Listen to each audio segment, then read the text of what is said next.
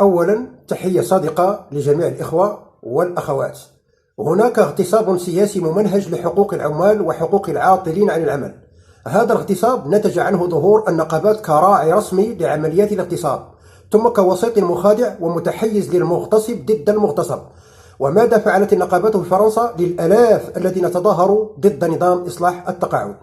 هناك دول الفساد فيها يلامس السماء والعمل غير موجود والهجرة هي الحل، مثل دول أوروبا الشرقية وبعض دول آسيوية وأمريكا الوسطى وأمريكا اللاتينية وكافة دول إفريقيا بما فيها المغرب.